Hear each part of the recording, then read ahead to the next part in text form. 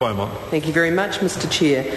Mr Chair, I want to focus particularly on a couple of key issues in the financial review of the Department of Labour. I want to look at the whole area of productive employment relations, and I want to look at the area of skills.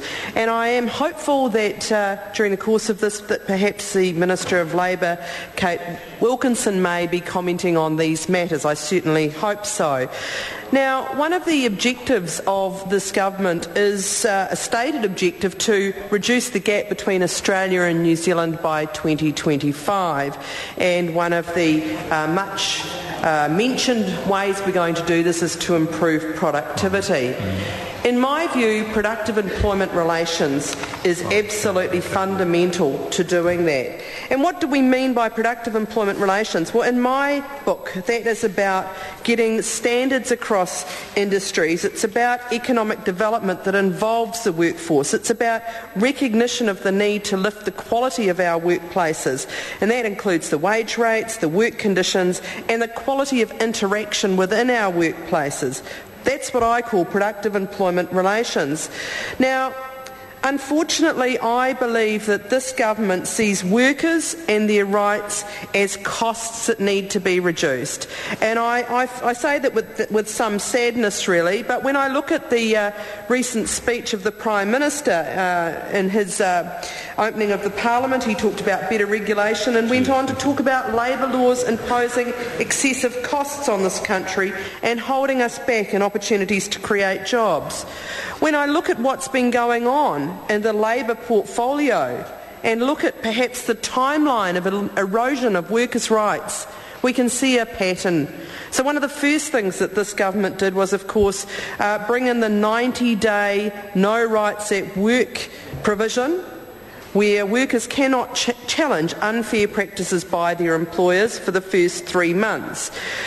Now, followed closely by that, of course, was the minimum wage increase in 2009 by 50 cents, although I do recall that the Minister of Labour was opposed to that. She was much keener on a 0% increase, but I think succumbed to what was understood to be a view of the population of New Zealand that perhaps wouldn't be very fair. And I think we're starting to see actually an increasing clamour for a real lift to the minimum wage. There is a strong move now to see the minimum wage lifted to something more like $15 an hour, and I think that that would be a good step actually towards moving to close the gap between Australia and New Zealand.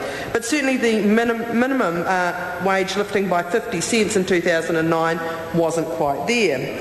Then, of course, we saw the pay equity unit disestablished and a number of pay equity reviews cancelled, ignoring the fact that these were important mechanisms to lift the wages of women, predominantly women, in industries where their very important work was undervalued.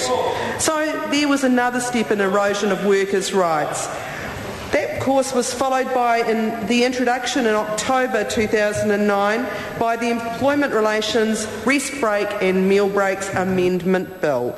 And this bill will be one that, on this side of the House, we will be voting against because it will deny vulnerable workers basic rights to minimum breaks during their working day and is yet another backward step. So much for productive employment relations.